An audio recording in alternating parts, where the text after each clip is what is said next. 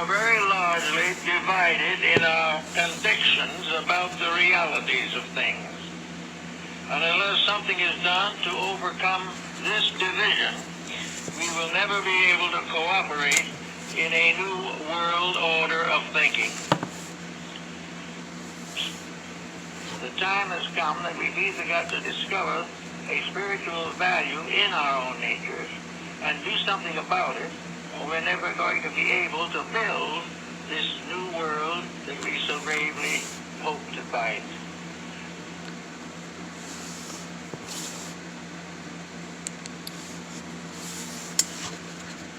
Manly P. Hall's own words. I think that was way before, maybe a little bit before, George H.W. Bush coined that phrase in his Gulf War television press thing, and also September 11th, 1991, where he made that speech in front of Congress.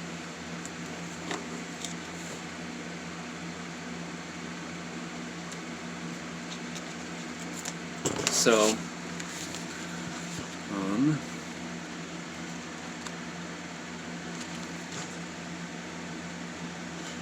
I think right here is where I left off.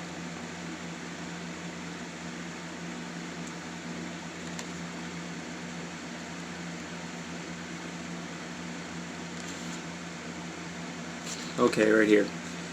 This is page 65 of Orders of the Quest by Manly P. Hall. We cannot examine in detail the entire cycle, but if we understand Merlin to be the world mind and Arthur the world form, then Galahad becomes the world soul, and the legend unfolds its cosmic content. Arthur himself never attempted the quest of the Grail, but through his knighthood of the Round Table, which Merlin had devised and over which the king presided as Grand Master, the accomplishment of the Grail quest by 4 holy knights was possible.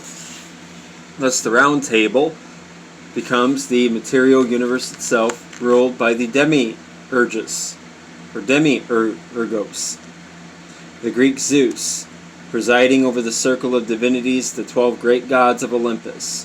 Merlin is Kronos. That's another name for, I believe, Saturn.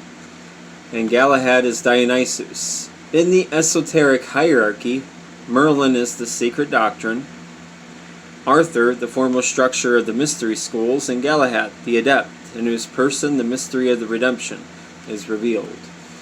And according to the Gnostics, the Demiurgos, or the Demiurgus, spelled Demiurgus, depending on your, I guess mystery school religion, how they pronounce and spell that. It's different, I noticed, in some. But anyways, the Demiurgos to the Gnostics and stuff is Jehovah of the Old Testament. And they refer to Satan as or the serpent in the Garden of Eden as an angel of light that liberated mankind from the tyranny of the Demiurgos, or Jehovah.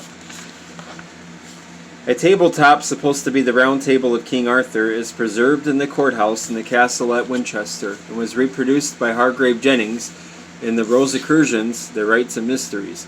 Like most relics of the mysteries, this tabletop is of unknown origin and uncertain descent. Jennings describes this drawing thus, quote, "By tradition, the Round Table of King Arthur devolves from the very earliest period. The illustration was copied from the original with great care and attention. King Arthur, in the principal seat, is idealized in the person of King Henry VIII, in whose time the Round Table is supposed to have been repaired and refaced. In the Revolution, Cromwell's soldiery, after the capture of Winchester, and in the fury at the imputed idea of idolatry, the Round Table is the English Palladium, made a target of it. The marks of many balls are still conspicuous." Unquote. The center of the Winchester tabletop is ornamented with a large heraldic rose of the conventional form associated with the House of Tudor. There are places for 24 knights arranged in pairs, and a double throne for the Grand Master and the mysterious unknown knight. or adept who is worthy to sit in the Siege Perilous. Like the tomb of the Father CRC, that's Kristen Rosenkreutz of the Rosicrucians, Arthur's Round Table is a microcosm or mirror of the universe. The knights met annually at Windsor, Winchester, Camelot, or Caerleon to celebrate the Pentecost. So exalted were these sanctified champions of the code of chivalry that not one could be given a seat above another. For this reason, a circular table was constructed and dedicated to the Grail quest. The table itself had magical powers and could enlarge its own size as the number of the virtuous increased. The number of persons who could be seated at the table differs in the several accounts. One writer says 1,500, another 150. The Winchester table is seated 26, but in the old records, the original table had space for 32, including the throne of the king and the Siege Perilous. 32 chairs plus the Grail throne in the middle would give the highly significant number 33. Here is a possible Masonic intimation of 32 degrees earned and one bestowed by the grace of God. In one version of the legend, Merlin refers to the Round Table as the original board at which Jesus ate and drank with his disciples on the occasion of the Last Supper. Its mysteries were revived at the court of Uther Pendragon, from which it passed to Leo de Grance, king of Cameliard. In the tradition preserved by Geoffrey of Monmouth, Arthur's queen, Guinevere is described as a Roman lady, but she is usually referred to as a lady of Cornwall and daughter of King Leodegrance. Arthur received a symbolic table on the occasion of his marriage, possibly as part of Guinevere's dowry. All the elements of the story have been intentionally or accidentally confused, but the implication is that the rites of the Round Table had descended directly from the celebration of the Pentecost by Joseph of Arimathea at Glastonbury. Sir Modred, the Judas of the Round Table, was born of an illicit union of Arthur and his own half-sister, Morgause, Queen of Orkney. Arthur did not know that Morgause was of his own blood, but he atoned for his sin by dying at the hand of his wretched and evil offspring. Lancelot, who failed to stand beside his king emperor at the Battle of Camlann, finally died of a broken heart on Arthur's grave. Although the historical Arthur was, at best, only a British prince, the legends make him conqueror of the world and finally master of the Roman Empire. Symbolically, this is necessary, for Arthur personifies the lord of the material sphere. Materialism is finally destroyed by its own progeny. In all of the circle of the Round Table Knights, Galahad alone not only attained the Grail, but was translated to heaven without the mystery of death. And who's the lord of the material sphere? According to the Gnostics and many of these people in the mystery schools, well, that's Jehovah. So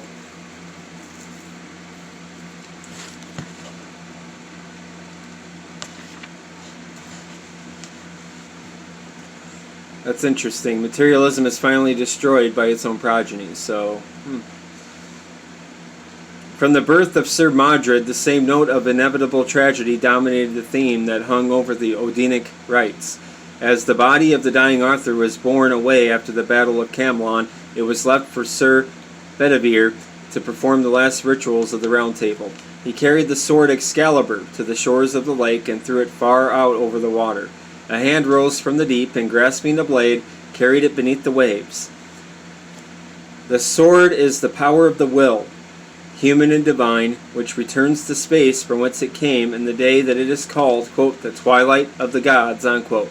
Lord Tennyson then makes Sir Bedivere cry out, quote, but now the whole Round Table is dissolved, which was an image of the mighty world, unquote.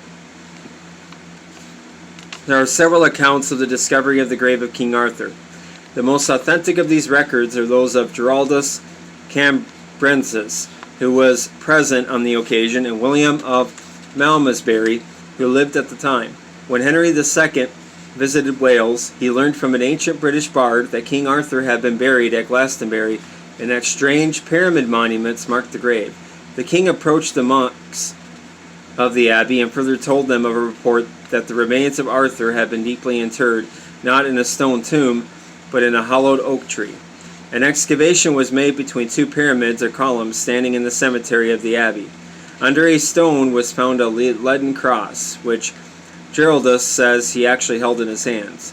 The cross was inscribed with the words, quote, "Here lies buried the renowned King Arthur in the island of Avalon." Beneath, at the depth of about 16 feet, a coffin made of a hollowed oak was found, and it contained bones of unusual size. Giraldus notes that the leg bone was 3 fingers longer than that of the tallest man present.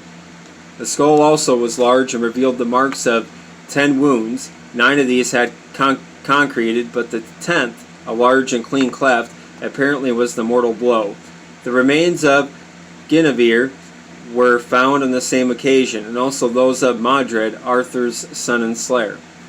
The bones were removed to the church at Glastonbury at the order of King Edward I and were placed before the high altar.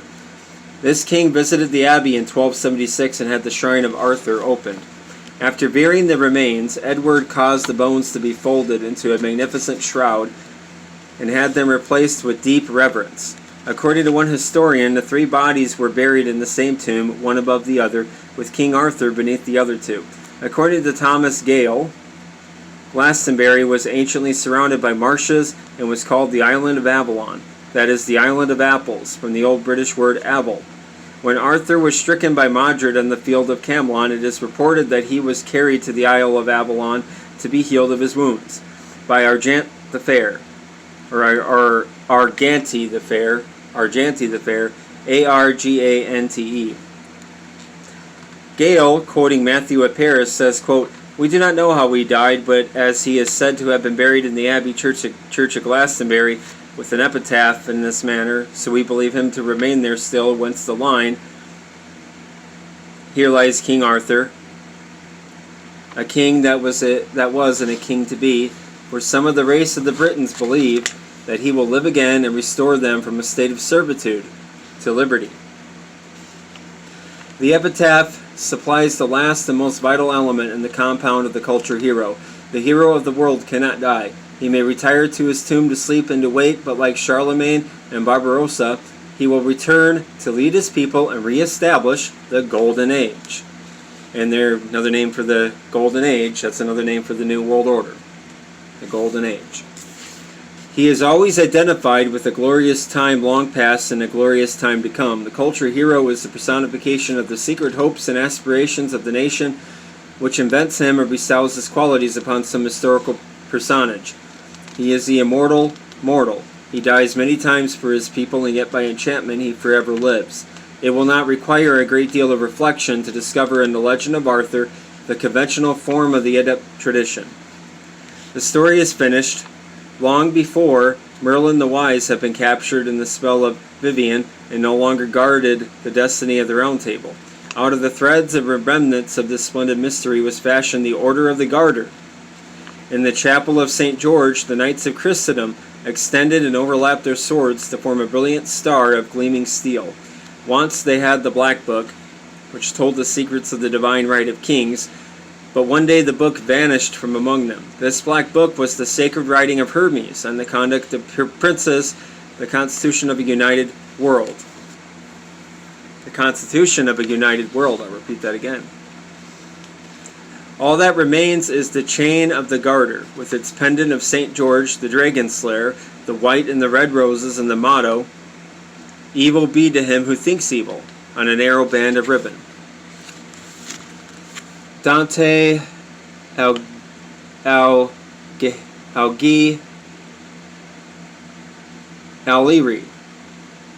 Maybe the GH is silent here. His last name is spelled Alighierii. So, Gabriele Rossetti, 1783 to 1854, was among the victims of the revolutionary changes in Italy. He fled from Naples and settled in England, where he became professor of the Italian language and literature in King's College, London. He was the father of Dante Gabriele Rossetti, 1828 to 1882, English poet and pre-Raphaelite painter. Both father and son were enthusiastic Dantophilists. but it is the elder Rossetti whose contributions have the most direct bearing upon the descent of the esoteric tradition. The vast and varied lore which he brought to bear on the more recondite sense contained in the Divina Commedia, Divine Comedy in other words, and in the lyrics of Dante and his contemporaries will remain a memorial of literary labor and loving perseverance. Professor Rossetti was convinced that the poet Dante was a member of a secret society and that his verses concealed a hidden meaning which had escaped the notice of earlier commentators, or which they had intentionally ignored. The substance of his researches and the conclusions derived therefrom he published in London in 1832 under the title Sullo Spirito Antipapel Chi Produce La Reforma, etc. Well, anyways, Professor Rosetta includes Petrarch and Boccaccio among the number of the initiated Italians, but does not devote so much attention to their writings. The researches of the elder Rossetti are of special interest when we realize that they were in print long before the concept of the descent of a secret doctrine through European schools of adepts had any prominent exponents or apologists. He therefore anticipated, by some 50 years, the convictions of the Theosophical Society and the schools of philosophical wisdom which emerged in the last quarter of the 19th century. It will be well to summarize the Rossetti hypothesis, even though his observations overlap to some degree, material we have already advanced. To facilitate our ends, we shall also have recourse to Remarks on the Disquisition, London 1832, by Arthur Henry Hallam. A secret society, according to Rossetti, whose original is lost in the mysterious twilight of Oriental religion, has continued from the earliest historical point at which its workings can be traced to exercise an almost universal influence on the condition of the civilized world. These mysteries, which in Egypt and Persia, even in Greece and Italy, preserved the speculations of the wise from the ears and tongues of an illiterate multitude, passed, with slight but necessary modifications, into the possession of the early Christian heretics. The Gnostic schools of Syria and Egypt transmitted to their successors, the Manichaeans, a scheme of discipline, which they perpetuated with extreme caution and in the most veiled language as secrecy became more and more necessary because of the increased centralization of power in the Orthodox prelates in Rome. The Paulicians, whose opinions were for the most part Manichaean, preceded the more illustrious and more unfortunate Albigenses in a secret warfare against spiritual as well as temporal tyranny. The celebrated order of Templars, so widely diffused throughout Europe, so considerable by the rank and influence of its members, did not differ from the Albigenses in the secret object of their endeavors or the more important part of their mysterious rites. The rise of a new literature in the 11th and 12th centuries, explains Rossetti, afforded them a new weapon, far more terrible than any they had employed, and capable of being directed to 1,000 purposes of attack and defense. No path of literature has been untrodden by these masked assailants. In poetry and romance and history and science, everywhere we find traces of their presence. Their influence, in some sphere or other, has been exerted on all nations. The love poems and love courts of Provence and Toulouse were vehicles of political discussions, of active conspiracy, and of heretical opinion. The poet Dante was an initiate of this secret political, social, philosophical, and religious society, a champion of its means and ends. The proof is concealed in his Vita Nuova, the Divina Commedia, in its commentaries, in the Convito, in the De Vulgari Eloquentia, and others of his minor works. Petrarch and Boccaccio,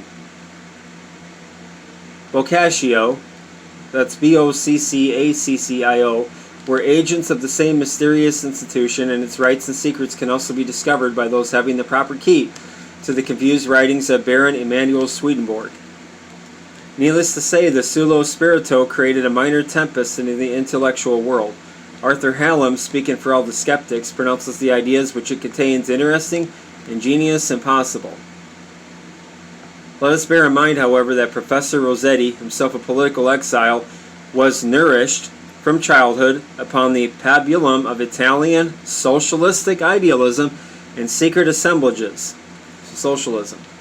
Both Petrarch and Dante admired Arnaldo Daniello, one of the most obscure of the Provencal poets, They called him the great master of love, but no one understood his songs, although it is known that he was a troubadour.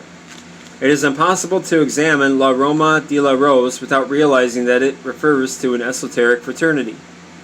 The mystical import of the rose symbol of the minstrels is certainly reflected in the rose of Dante, the rosy turtle, that spreads and multiplies in the seventh heaven, where the blessed Beatrice is enthroned. Madame Blavatsky contributes some pertinent observations. Quote, to genius alone it was permitted in those centuries of mental blindness when the fear of the Holy Office threw a thick veil over every cosmic and psychic truth to reveal unimpeded some of the grandest truths of initiations. Whence did Ariosto and his Orlando Furioso obtain his conception of the Valley of the Moon, where after our death we can find the ideas and images of all that exists on earth. How came Dante to imagine the many descriptions given in his Inferno, a new Johannine apocalypse, a true occult revelation in verse, his visit and communion with the souls of the seven spheres? In poetry and satire, every occult truth has been welcomed. None has been recognized as serious. Dante Alighieri,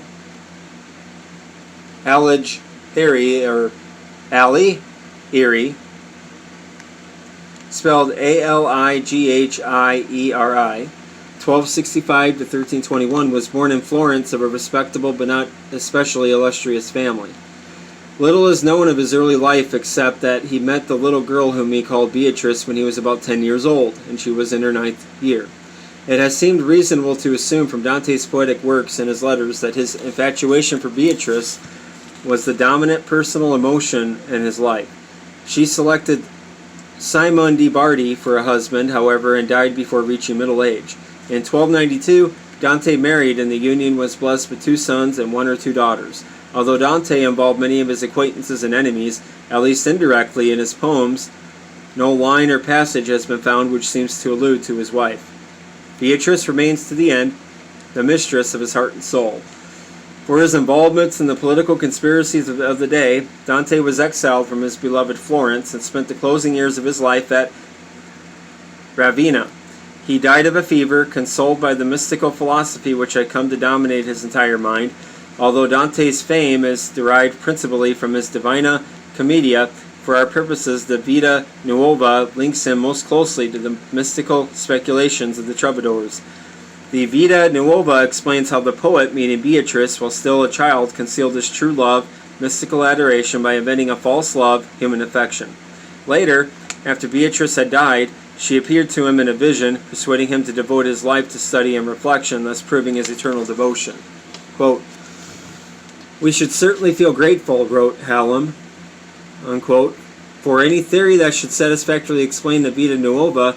No one can have read that singular work without having found its progress perpetually checked and its pleasure impaired by the occurrence of passages apparently unintelligible or presenting only an unimportant meaning in phrases the most laborious and involved. Certainly until Signor Rossetti suggested the idea, we never dreamed of looking for Ghibelline enigmas in a narrative apparently so remote from politics, unquote. Let us compare Hallam's negative notions with the more positive attitude revealed in the writings of the distinguished Masonic scholar, General Albert Pike. He wrote nearly 40 years after Professor Rossetti, and with all the lore of Freemasonry at his command, arrived at almost identical conclusions. Quote, commentaries and studies have been multiplied upon the Divine Comedy, the work of Dante, and yet no one, so far as we know, has pointed out its especial character. The work of the Ghibelline is a declaration of war against the papacy by bold revelation of the mysteries. The epic of Dante is Johannite and Gnostic, an audacious application like that of the Apocalypse of the figures and numbers of the Kabbalah to the Christian dogmas, and a secret negation of everything absolute in those dogmas. His journey through the supernatural world was accomplished like the initiation of the mysteries of Eleusis and Thebes. He escapes from the gulf of hell, over the gate of which the sentence of death, despair, was written, by reversing the positions of his head and feet, that is to say, by accepting the direct opposite of the Catholic dogma, and then he ascends to the light by using the devil himself as a monstrous ladder, unquote. Pike also points out that the Divina Commedia was based on the allegorical Table of Thebes and was the allegorical formula of the great secrets of the Society of the Rose Croix. The primary difficulty that confronts the interpreters of Dante is the confusion caused by historical and symbolical Beatrice. Wait a second, so...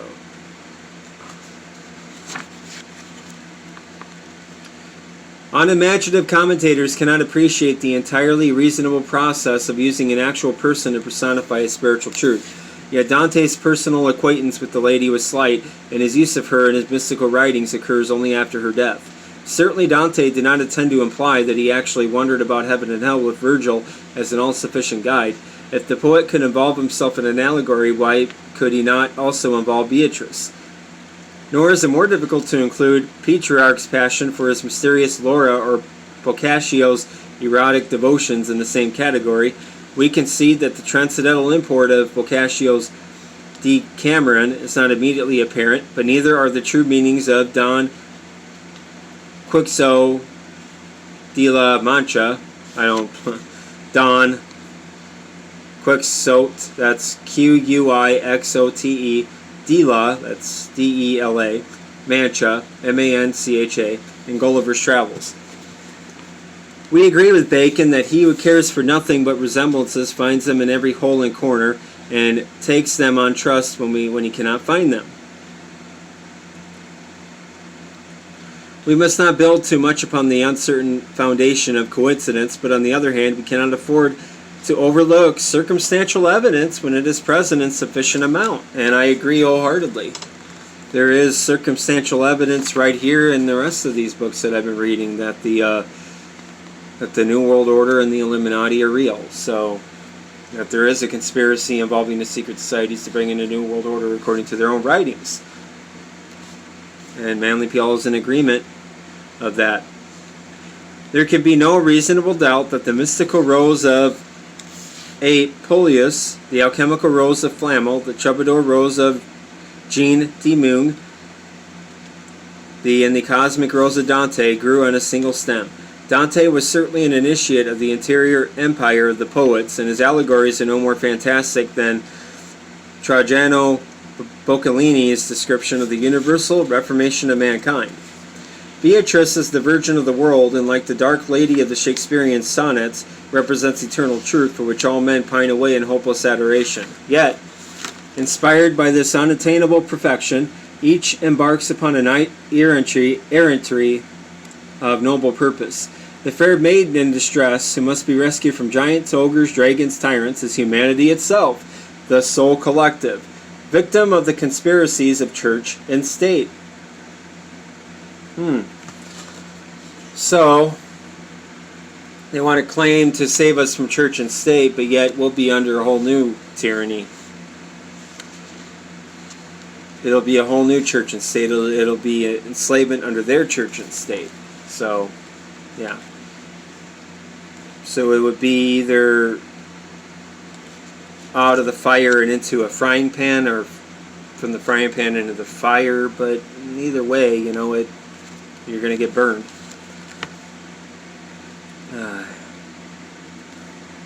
This is from the Order of the Garter.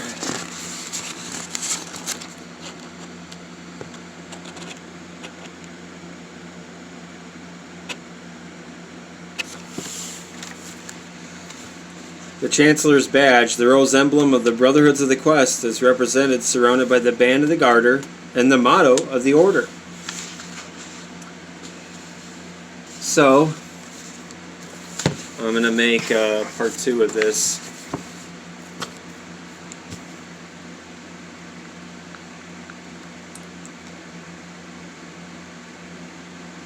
But anyways, socialism sucks, and you know George Bernard Shaw, right? Famous socialist in history, but... The popular British playwright Bernard Shaw supported Hitler in the mass media. The left supported Hitler not because he deceived them. They knew Hitler would kill. He said he would. In fact, it was why they supported him. You must all know how the Nazis who are no use in work. Far more trouble than their work. Just put it there and say, sir, or madam, now will you be kind enough to justify your existence? If you can't justify it, if you're not pulling your weight, well, if you're not producing as much as you, or perhaps more, then clearly we cannot use the big organization of our society for the purpose of keeping you alive, because your life does not benefit us, and it can't be a very much good thing. So, you know, I mean, yeah, so.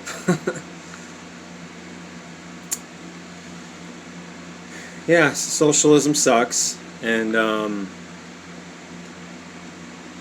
yeah, oh, by the way, I was going to show you, that quote. I got the wrong page in my last video showing you. I thought I had the page. I don't know. I must have been tired. I don't know. But,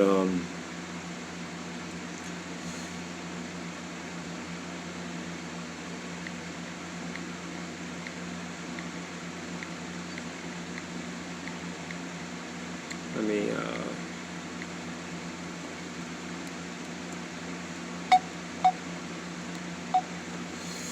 okay, but anyways.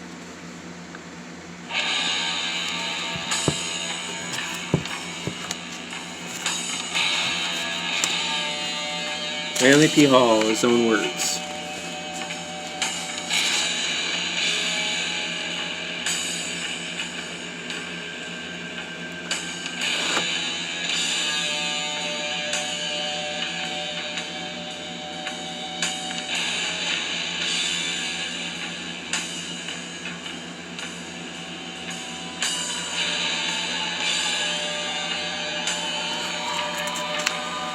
It has been advanced that the sterilization of the unfit will be a major step forward in coping with degeneracy and disease. From an occult standpoint, I cannot see that this would violate any fundamental law.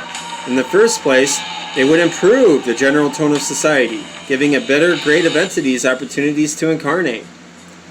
It would not limit the incarnation of lower grades of entities. Anyways, yeah, blah, blah, blah, blah. You already read that.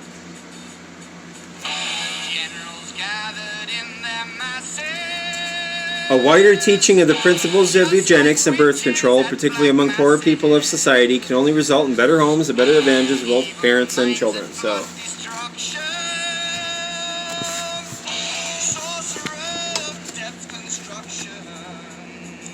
So right there.